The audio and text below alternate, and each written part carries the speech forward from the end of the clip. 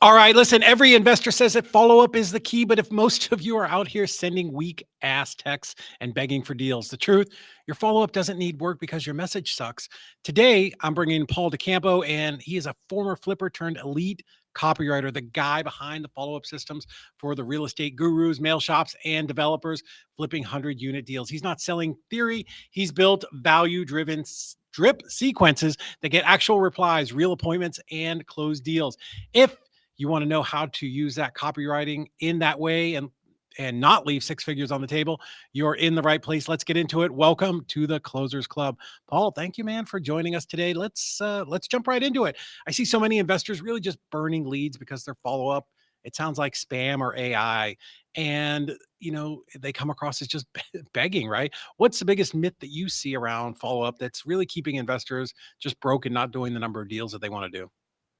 Yeah, I would say the biggest myth. So I've secret shopped a lot of investors to see what's going on on the back end there. Mhm. I would say one thing that's a myth is probably a lot of people think that they might be following up too much, especially with an initial lead. Okay. So like when we have 25 plus different sequences, our first initial sequences, we hit them pretty hard and aggressive. So Mhm. we'll have like it's 7 steps in one day. So a step can have Mhm. emails, back-to-back texts, call Mhm. tasks, mail as well, one-off direct mail. So because the idea is we just need to get in contact with them as soon as possible. That's the goal. Get in contact, have them click a few things, head over to our website, really pattern interrupt them so they Okay. stop shopping around. Because that's if it's a form filled, Mhm. we all know they might be shopping around. You're not the only person. So, Yeah. I just want to pattern interrupt and stop them in what they're doing. Nice. Give me an example of what you say or what you mean when you say pattern interrupt. I love that. Let's dig into that a little bit. Yeah, well, that's more of a term used like it with ads.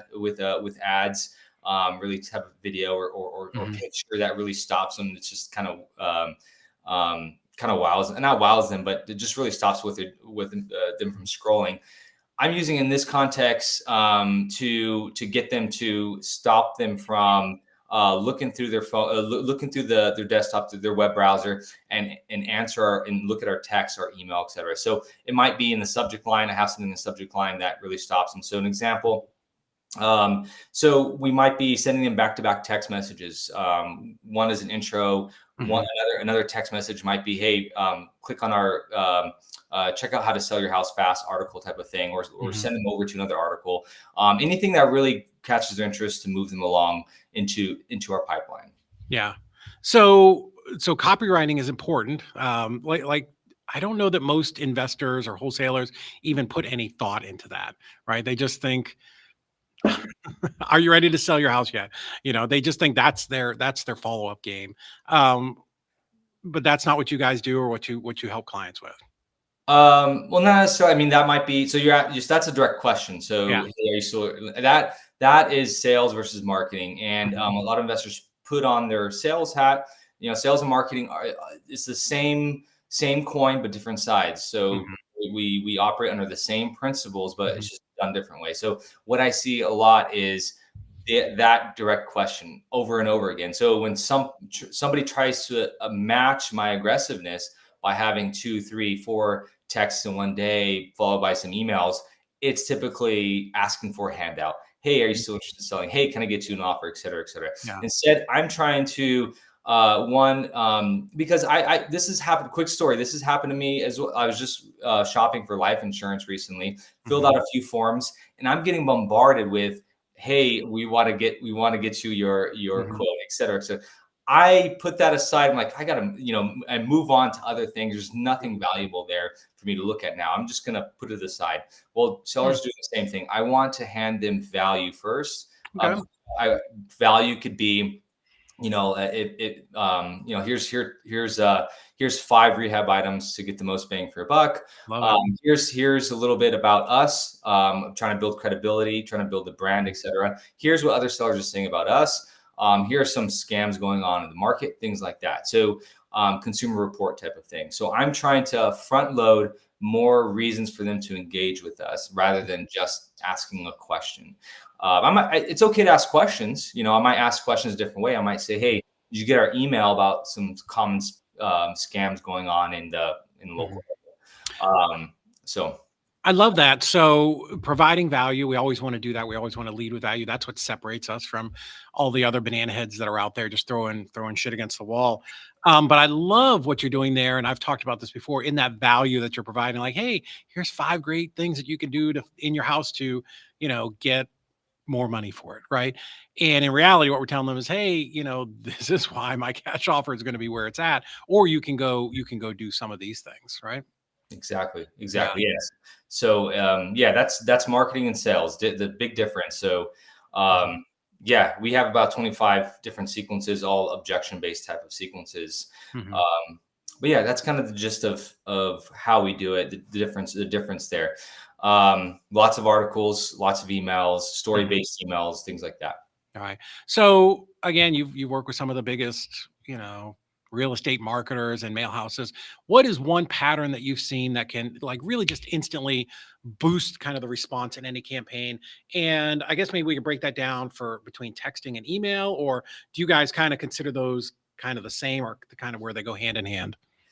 Okay, so for text message, I'll just say like what's our formula that we use for Mhm. text message Yeah. that gets the most response. There's different like, we have different I have different style or different types, I should say, different types. But one of the types I call like benefit laden, which is one thing that's an investor can do today is start thinking about what are the benefits that we actually have in our cash offer. Because repeating the word cash offer over and over again doesn't really mean anything to somebody. Mhm. Somebody who's going to do a deal with an investor who's going to sell a house at a discount is not Yeah. doing it because of price, yeah, typically, Mm. right? So there's other things that are motivating them to do the transaction with you. Mhm. So so at least do like when you have a text and you're going to be asking about, hey, booking an appointment or whatever it is, list off one thing that is a benefit to them. So hey, just letting you know with their offer you can leave all your unwanted things behind. Hey, just letting you know that we can buy with tenants in the house, whatever it is. There's a huge number of like benefits, Yeah. right? I don't have to explain benefits, right? I don't have to go into Mm. so that's benefits versus features. Yeah. No, but I think what you touched on there is really important that I mean, I think I know, and most wholesalers you would think they know, but the cash offer, those words, cash offer, does not mean anything to the seller. And I think that's a really crucial thing to really touch on. It means something to us, and it's kind of an inside baseball term. Like to us, cash offer means, oh, it's going to be all of those benefits, but that may not be received, by your prospect or by your seller in the way Yeah, that it exactly. means to us.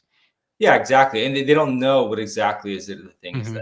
that you can bring to the table. So for me, I look at every text message, every email opportunity to present that Mhm. so one thing at a time. I don't overload a text or an email with, hey, this is what we can do, and you have 12 different things. I do it one at a time because we have so many. You have an unlimited amount of texts and emails that you can send. Mhm. So one at a time, we list off a benefit depending on the sequence that they're in. If it's a landlord or a vacant house or Mhm. owner occupant, things like that. Yeah, I love that. And so tell me a little bit about what you guys do and how you help real estate investors. Yeah. So if somebody wants to juice up their follow up system, Mhm. we have semi custom type of framework that we work in, and so if somebody so we have different types of profiles or unique selling propositions. Every investor has a unique. It's not a proper way. It's not the proper term, but I'm just saying it here. Unique selling proposition where you have Mhm. something that that, you know, that you do better than another wholesaler. Sure. You might be a national wholesaler, you might be local, you might be an agent, and you might use that in your brand. All those things are beneficial to you. So we will highlight those little things that you might do. And so we have our hundreds and different, it's hundreds of emails, text messages, and we input them into your CRM. And then we also, if there's any kind of automation or anything like that, we'll add that in. But we'll add our scripts into it, our follow-up scripts, our call scripts into it. We make sure the team knows how to use it. We load some real leads into the system, make sure everything's working properly. Yeah. But yeah, did I answer? Was that your question? Like our process? Yeah, I think so. And then, you know, for somebody who's listening and saying, yeah, I definitely need to up my game. I need to do a better job communicating with sellers, right? Because I want that response rate to be better, right? Because we're spending all of this money to get these leads. We want to squeeze all of the juice out of it. But then I guess the next question, Paul, would be someone like, oh, I can just use ChatGPT for that. No problem. I don't need to pay anybody else. Sure. Yeah. I mean, yeah. I mean, somebody can use ChatGPT if they want. I think what they're going to find though, is the implementation of it. So like, you know, you can ask ChatGPT what to say, but you're really at the whims of the averages. ChatGPT just scrapes from the averages. So you're at the whims of, and then a lot of times it's going to be the type of direct, if you ask it to write that text messages, emails, it's going to be the type of direct response stuff that's scraping online, which is very, if anybody knows what direct response is, it's very, you know, kind of quote spammy looking. It's hey, reply now to get your offer type of thing, which nobody really talks like that. It would have been great in the 80s, maybe the early 90s, but now I think we're past all of that. Yeah. So and then there's the implementation. I mean, we have hundreds. So I'm a fan of chat. I use it for different purposes, but if you try to have it upload or all in one shot, create 100 different emails, it's going to deviate from your instructions. Yes. And so you have to do it you have to do it like small batches, take very small chunks of it. So it's time consuming. So you're either a CEO doing it, trying to be a chat prompter yourself, or hoping that somebody on your team can do it correctly. Yeah, I think, you know, even the numbers of people who do go to ChatGPT, I think in our industry might be a little higher than, you know, across the board. And that's great. That's an okay first step. At least you recognize that there's a problem. But then, you know, the fall off there is really steep, right? I don't think most people understand how to look at what they're doing, ask those follow-up questions, and kind of tweak it to get the best out of it. And then, like you said, if I ask ChatGPT to write me 100 emails, the first and the 100th email could be like in completely different industries. Like it's going to drift so much. So I think there's definitely a lot of upside to having somebody like you who's, you know, professional, can come in and really tweak these things and make them right. Because if you want to get the most out of it, it's not sending one type of message. So we have humor messages, we have consumer reporting, we have story-based emails, we have quick reply type text messages, things like that, things that bring them back into your website. We have a number of articles for probate, except so it's pretty intensive how deep you want to get into the follow. I mean, if you're brand new, I would say, you know, if you're brand new, I think that was that was one of your questions, but I would say probably if you're brand new, the number one thing you should probably be doing if it comes to follow up is getting to your lead faster than the other guy, and also getting your offer out there faster than the other guy. So that's probably the two number one if you're brand new, right? And then worry about follow up later once you start having some deals. You know, like a robust follow up system once you have deals. Yeah, that's sort of the gist. My answer to ChatGPT. Yeah, I don't think that there's a time where it's too early to start to build these systems. You know, whether you've got 100 leads or 100,000. Again, we spend a lot of money for these leads, and we want to make sure, one, we're cultivating them, we're getting everything out of them, but that we're separating ourselves and, you know, offering, you know, something worthwhile to these sellers, because we are, you know, I love where you talked about offering information and value driven stuff, because we're in that trust economy where, you know, people do business with people they know, like, and trust. And if it just feels like you're sending them the same message over and over again, that's not going to work. The other tip for somebody who's brand new, since you mentioned it, is I would try to get reviews as fast as possible, right? So the reviews, right? So we have an automation and a process for getting reviews. Automation at the least. I mean, you should be doing it manually, and we set tasks and stuff for the team to get manual reviews. Yeah. But get them as fast as possible if you're brand new. Make that a goal. Like that should be your second sale. Yeah. So that's how I look at it. Second, after the deal's done, there's still another sale to be made, which is getting a referral and getting a review and getting a referral as well. So Yeah. putting that in your process. Yeah, I can tell you, I, for one, definitely neglected that for a long, long time. And I've got a friend here in my town in Chattanooga who's absolutely the best. Like, he literally goes to every single closing, gets a video or a picture, and he posts it constantly, and that's why his business has grown so much. So, Paul, let me ask you. I think everybody can agree at this point that follow up is the key, right? We say that the riches are in the follow up. Are there some, like, is there AI or some CRMs where we can take what you can provide for us and kind of merge those two things together to sort of automate this stuff? Is there anything that you recommend for people? Yeah, I mean, there's a lot of the CRMs can. I mean, I've been in like 25 different CRMs, so I don't want to start name dropping stuff. I mean, unless you want to, we can. But there are some that are better for automation. I mean, each CRM is very different in terms of Yeah. their goals, right? Some want to be are very team driven CRMs, really work well with teams. Others not so much, some really solo based, but they have great automation in place. Yeah. So if you're looking for good automated follow up, I would see this criteria right here. See if you can get speed to lead, meaning like if somebody fills out a form, or if a phone call is called, Mhm. it activates something, and it can activate a quick response, right? Yeah. Speed to lead is crucial, especially with AI. I mean, like, AI calling is getting pretty big now. AI, like quick response AI calling. Yeah. So the bar is going to be raised in like a year from now, where everybody's going to have that. Okay, so you need to be having speed to lead activated right now. Gotcha. And then two is the ability to do auto text, auto emails. That's given, right? Tasks, notifications, because like I want to make sure my team knows to make a call, right, and to follow my script. We do input scripts into it, or frameworks into Wow. code. Yeah, because the whole goal for follow up is, okay, I remove the sales hat from the salesperson, and now we put on the marketing hat and let it do its thing. I don't want the sales team to be tired of chasing leads, and that's number one. Like I was tired of chasing leads when I was in AM for my own business. And so I want to move a lead that's ghosting us, not ready yet, over to the automation machine and let it do its thing. That's and having and we can go on Yeah. forever. So I love that. Guys, if you're watching this and you're already, this is already making you rethink how you do your follow-up, drop copy in the comments and I'll make sure that we get you a link to Paul's website. Or actually, I may just post it right here just to make sure that everybody there it is. Look at that. Our team is on it today.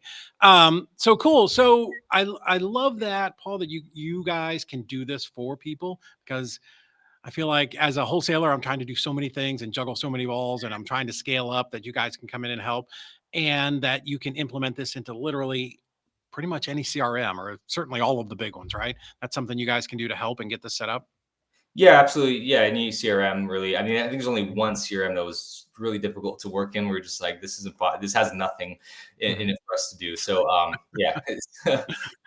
There's some that are bad. There, honestly, I think there are too many CRMs out there, but we know there are some good ones. But yeah, so that's something that you can do for us, because, like, if somebody knows that they need this, man, I just wanna send you my credit card and just get it done. Yeah, absolutely. It's completely done for you. Mhm. It's like I said, semi-custom. It's my copy. It's Yeah. my frameworks. We install it for you and make sure Mhm. everything works, and that your team knows how to use it. And most importantly, okay, so that the team is using. I want to make sure teams are using it, and that if your CRM can do it, we're Mhm. measuring it on the back end too. So if your CRM allows us to do tags or whatever it is, we want to make sure we're measuring it, because I Mhm. like to capture results. After all, I'm hitting people up to make sure there's results being happening. So Nice. Before, 'cause I know I've had you on here for a bit, but like, just can you give us an example of somebody where, they were struggling, they came to you, and you and your team were able to come in there and implement this stuff, and kind of what kind of results did it show? Yeah, absolutely. I mean, my website has a bunch of video reviews from Oh, my okay. clients. Yeah. So, I mean, actual real reviews, but Mhm. first one I can think of is probably the quickest result. And I always bring this one up because, I mean, it's not, I'm not saying this is going to happen to everybody, but he's an implementer. And so within 2 weeks of us inputting the all the content, they grabbed a $60,000 deal from a deal they thought they lost, that they would Wow. have. He said it would have gone wayside and they would have forgotten about it. And an email brought them back. I think it was an email brought them back to the fold. They responded and they quickly got the contract the next day. So yeah, that's one example. There's a lot of examples of people Sure. adding a few more contracts per month, or 30% of the deal flow coming from it, things like Yeah. that. I think that's absolutely crucial. Because as business owners, and we're running these things, and we're out here hustling our asses off, that it's so easy to forget something. So, having something like what you guys provide with that, just really just killer copywriting, and then you implement that into your CRM, you can just stay front of mind with people and not feel like just some cheesy AI bot. All right, Paul, final question. If you had to build a follow-up system from scratch with no CRM, no team, nothing, just you and a list of leads, what's the first message you would send to those people? It would be a warm intro email, like a Mhm. brand new lead. Yeah. Definitely a warm intro email. Mhm. And to know why they're getting a message from me and Mhm. how they got here. That's number one, breaking that barrier. Yeah. And then follow up with a quick goal of getting them to take action. That Yeah. action could be clicking on my calendar link or clicking Mhm. on an article, or ask just if you don't have any of that. Asking to move to the next step and the next goal, asking a simple question. Mhm. What are you looking to get for the house or whatever it Yeah. is? Love that. I always talk about that. That's so important, no matter where you're at in your businesses, telling people what the next step is, because they're busy. I say people are dopey, but they're just busy and they have a lot of inputs coming. And sometimes they're like, oh, that sounds interesting. But if you don't tell them what the next step is, they don't get there. So um always love having an expert, copywriter and marketer on. I always love these kinds of conversations. So guys, if you've got your leads just ghosting you, or you're kind of just stuck sending the same old, just emails and texts, go find Paul. We'll drop his his Facebook link here. Yeah, there's his contact info. Connect with him, and he can help you fix your follow-up. This is the stuff that closes deals. So Paul, this has been absolutely killer. Again, guys, for anybody who wants to implement this into your business, click that link, jump over, and see what other people have said. Paul is literally the guy behind so many of the biggest investors in the country, absolutely crushing it. Copywriting matters. Like, that's the thing I want to leave you guys with here, and make sure that you're getting your follow-up done. Awesome. Paul, thank you so much, man. I do appreciate you popping on today. Thank you, man.